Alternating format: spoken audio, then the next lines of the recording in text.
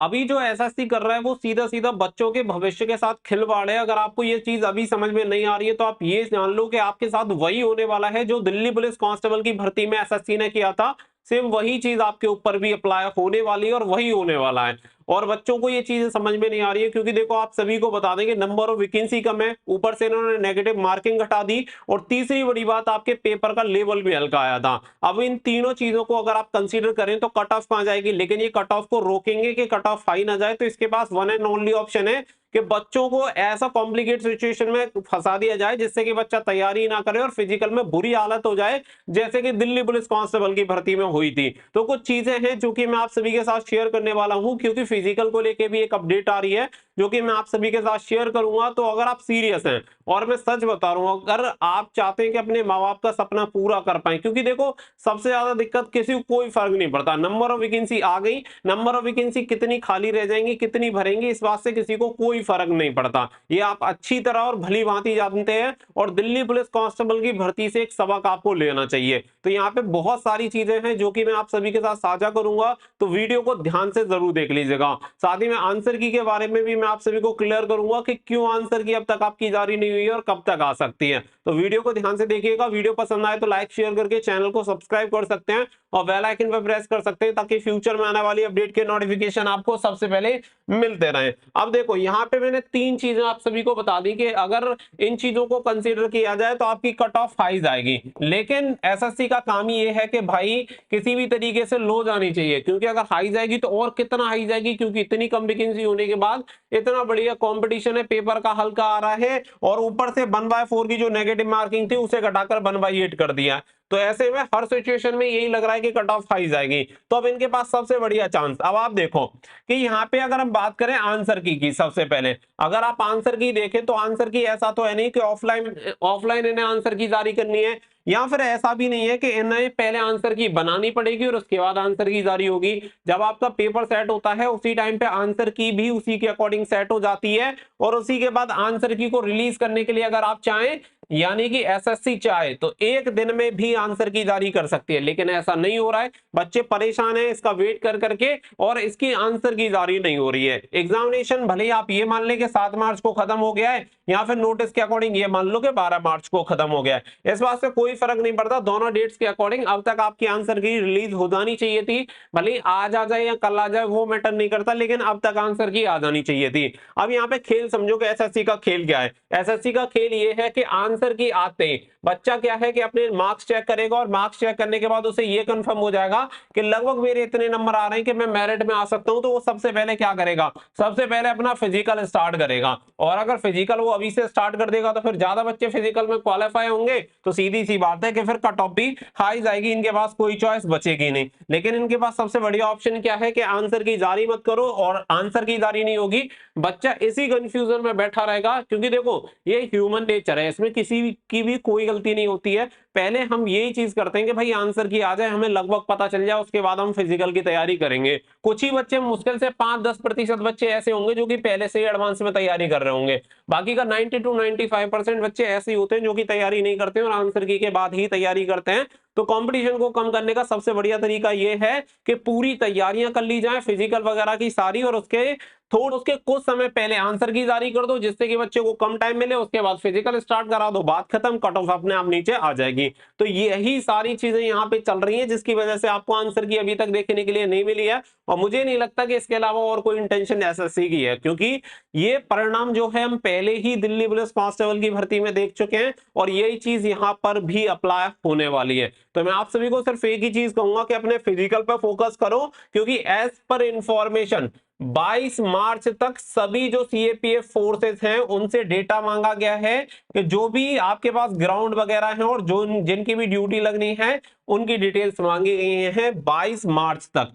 भाई 22 मार्च तक ये डिटेल्स मांगने का क्या मतलब है आप समझ सकते हैं। एसएससी जीडी की भर्ती को लेकर ही मैं बात कर रहा हूं कि 22 मार्च तक ये सभी इंफॉर्मेशन प्रोवाइड करानी है कि आपके पास कितने ग्राउंड खाली है, कितने लोगों की ड्यूटी लगवा सकते हैं, क्योंकि ये सारी इंफॉर्मेशन नहीं मांगी जाती है अगर इलेक्शन नहीं होता तो। लेकिन अभी इलेक्शन के टाइम पे फोर्स कम रहती है तो इसलिए मांगा जा रहा है। और दूसरी बड़ी बात कि इससे ये नहीं है कि इलेक्शन चल रहा है तो नहीं हो सकती, हालांकि दिक्कत ये है कि फोर्स कम होती है, लेकिन इतनी भी फोर्स कम नहीं होती है, क्योंकि पुलिस की तरह नहीं होता है कि पूरी पुलिस भेज दी जाए। वहां पे ये रहता है कि वो अपनी जितनी लिमिट होती है इतना तो अपने सेंटर में रखते ही रखते हैं। तो आप ये मानो कि एक ग्राउंड में आराम से 20 बंदे भी अगर लगा दिए जाएं सीआरपीएफ फोर्स के, तो वो आराम से फिजिकल को कंडक्ट करवा सकते हैं। तो इतने तो लोग उनके पास आराम से होते हैं, इजीली अवेलेबल होते हैं, और उसी के अकॉर्डिंग वो फिजिकल कंडक्ट करवा भी सकते हैं। और इसके अकॉर्डिंग जो चीजें मुझे लग रही है वो यही लग रही है कि भाई 22 मार्च तक अगर डेटा मांगा है तो आप समझ लो कि वो कहीं ना कहीं अपनी तैयारियों में जुटे हुए हैं। तो आप सभी को मैं एक ही चीज कहूंगा कि अपने फिजिकल पे फोकस करके चलो। आंसर की आपकी आ जाए या 10 दिन बाद आए, इस चीज से कोई फर्क नहीं पड़ रहा है। आपको लमसम लग रहा है कितने क्वेश्चन में करके आया था और इतने मार्क्स मेरे बन सकते हैं, तो आपको अपनी तैयारी पर फोकस करना चाहिए नेक्स्ट स्टेज यानी फिजिकल के लिए। अब फिजिकल कोई ऐसा नहीं है कि बहुत तो चीज आप नहीं कर सकते, अगर आप डेडिकेशन से करेंगे तो निश्चित तौर पे हो जाएगा। बाकी का दूसरी बात यह है कि अगर किसी भी बच्चे को भरोसा नहीं है और जैसे लग रहा है कि भाई मेरे से फिजिकल नहीं हो पाएगा लेकिन रिटन एग्जामिनेशन मेरा कंफर्म निकल जाएगा, तो मैं आप सभी को बता दूं कि आप हमारा फिजिकल का बैच ज्वाइन कर सकते हैं। यानी कि आप हमसे आके ट्रेनिंग ले सकते हैं फिजिकल की, उस चीज की अपनी गारंटी है, आराम से आपका फिजिकल निकल जाएगा। ये नंबर मैं आप सभी को दे रहा हूं, देखो सुबह 10 बजे से शाम 6 बजे तक ही कॉल करना, अननेसेसरी मत करना, हाथ जोड़ के रिक्वेस्ट है, क्योंकि सारी चीजें डिस्टर्ब हो जाती हैं।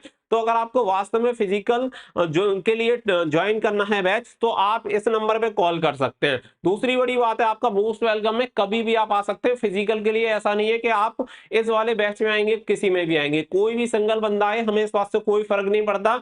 एक बच्चा ज्वाइन करवाएं या हम 50 बच्चे या 100 बच्चे, हमारी इंटेंशन है कि आपको सही तरीके से ट्रेनिंग दे पाए। दूसरी बात, ये जो अकेडमी रहेगी रहेगी कहाँ पे, ये आप सभी की रहेगी मथुरा उत्तर प्रदेश। मथुरा यूपी में आप सभी की एकेडमी रहने वाली है। पिछली बार भी बच्चे आए थे और उन्हें अच्छी तरह से पता है कि किस तरीके से हमने उन्हें ट्रीट किया था। तो मथुरा यूपी में आप आ सकते हैं, मथुरा जंक्शन पे आप आ जाइए, और या मथुरा में कहीं पर भी आके हमें कॉल कर सकते हैं इस नंबर पे कि मैं आ गया हूं और मुझे फिजिकल करना है, तो आप निश्चित तौर पे आ सकते हैं, कोई भी दिक्कत नहीं होने वाली है। इसके बाद देखो दूसरी चीज जो सबसे मोस्ट इंपोर्टेंट रहती है, क्योंकि हर बच्चे के लिए सबसे बड़ा चैलेंज है, वो है फीस, कि भाई फीस कितनी होगी। दो चीजें हैं, पहले ध्यान से सुन लेना। फीस फीस एक बहुत अलग सब्जेक्ट है। जब लास्ट वाले बैच में बच्चे हमारे पास आए थे तो मैं आप सभी को ईमानदारी से बता दूं कि उनसे फीस हमने ली थी। लेने के बाद फिर मैंने बच्चों की फीस वापस भी कर दी थी, क्योंकि कुछ चीजें ऐसी हैं कि मतलब जिन्हें ज्यादा शो ऑफ ना किया जाए, मेरे को वही बढ़िया लगता है कि गाओ कम करो ज्यादा, मेरे को इसी में ज्यादा बिलीव है। और बहुत सारी चीजें हैं, फ्री की चीज किसी को भी डाइजेस्ट नहीं होती है, ना ही किसी को इंटरेस्ट आता है। फीस की बात ऐसी थी कि हमने उनसे रहने का 1 महीने का 5,000 रुपए लिए थे, और बाकी का ट्रेनिंग की जो फीस थी वो लाइफ टाइम के लिए 7,000 रुपए थी। लेकिन इस 7,000 रुपए में से मैंने फीस वापस बच्चों की कर दी थी। और रही बात अब कितनी फीस रहेगी, तो सेम यही फीस आप सभी की रहने वाली है। 5,000 रुपए आपके रहने खाने पीने की पूरी व्यवस्था है, अपनी व्यवस्था है, किसी की किराए वगैरह की नहीं है। सिर्फ वहीं पे आपका ग्राउंड है, वहीं पे रहने का है, वहीं पे खाने का है। आराम से फिजिकल में आपको कोई दिक्कत नहीं रहने वाली है। वन टाइम रजिस्ट्रेशन फीस 7,000 आप सभी की रहने वाली है। इसमें भी अगर आपको ऐसा लगता है कि आप पे नहीं कर सकते हैं, कोई बहुत बड़ी दिक्कत है आप सभी के सामने, देखो बहुत सारे लोग तो ऐसे होते हैं, एक व्यक्ति होता है देना नहीं चाहता, एक व्यक्ति ऐसा होता है दे नहीं सकता। अगर आप नहीं दे सकते हैं और आपके अंदर वो काबिलियत है और आपको नौकरी चाहिए, तो कोई दिक्कत नहीं है, मोस्ट वेलकम है, आ जाओ, जितना हो सकता है आपके लिए करेंगे, जितना भी हो सकता है। अगर खुद से भी देना पड़ेगा तब भी करेंगे, इसके लिए कोई भी दिक्कत नहीं होने वाली है, क्योंकि अपनी जो मेन इंटेंशन है वो है आपकी सफलता, वो मायने रखती है। अगर आप नौकरी लग जाओगे तो कल को और बच्चों को भी सपोर्ट करोगे, तो वही अपनी सोच के साथ हम आगे बढ़ रहे हैं। तो इसमें कोई फीस वाला एक भी क्लॉज नहीं है। लेकिन ये चीजें हैं कि चीजों को स्मूथली रन कराने के लिए आप सभी को पता है फाइनेंशियल चीजें स्ट्रांग होंगी तो चीजें स्मूथली चलेंगी, अदरवाइज आपके लिए वो सुविधा कभी भी मुहैया नहीं हो पाएंगी। तो इसी के लिए ये चीजें रखी हुई हैं। अगर आप सक्षम है कि भाई आप दे सकते हैं आराम से इतनी, तो ठीक है, वेल एंड गुड। लेकिन देखो ये नहीं करना है कि हर व्यक्ति आके सिर्फ भाई कहने लग जाए कि मैं नहीं पे कर सकता। ईमानदारी से कि अगर आप पे कर सकते हैं तो ये वन टाइम वाली फीस दे दो, अगर नहीं कर सकते हैं तो जो कंसेशन हो सकता है, कम हो सकती है, वो भी आपके लिए कर देंगे। किसी के साथ फाइनेंशियल कंडीशन है, जैसे कि किसी के फादर नहीं है, कोई घर में अकेला है, बहुत सारी चीजें रहती हैं, क्योंकि एसएससी जीडी में कोई ऐसा तो है नहीं करोड़पति खानदान के बच्चे जाते हैं, सभी हम और आप जैसे गरीब बच्चे जाते हैं। तो सबसे मेन दिक्कत ये है, तो वो हम समझते हैं अच्छी तरह, तो आपको कोई दिक्कत नहीं होने वाली है। नंबर मैंने आप सभी को ऑलरेडी बता दिया है, साथ ही में आप मथुरा पहुंच के आराम से कनेक्ट हो सकते हैं। और फिर मैं आप सभी को कह रहा हूं, अगर आपको लग रहा है कि आप फिजिकल नहीं कर पाएंगे और आपको दिक्कत आ रही है, तो अगर आप फिजिकल घर पे कर सकते हैं तो बेफिक्र होकर करिए, कोई बहुत बड़ा काम नहीं है कि आप फिजिकल नहीं कर पाएंगे। लेकिन बहुत सारे बच्चे रहते हैं जिन्हें लैक ऑफ गाइडेंस की वजह से नहीं हो पाता है। जैसे लास्ट टाइम बच्चे आए थे, उनमें क्या सिर्फ मोटिवेशन की कमी थी, उन्हें सही तरीके से गाइड किया, सही तरीके से डाइट वगैरह बताई और सही तरीके से प्रॉपर उन्होंने ट्रीट किया, आराम से उनका फिजिकल निकल गया। तो आपका भी निकल सकता है, बेफिक्र रहिए।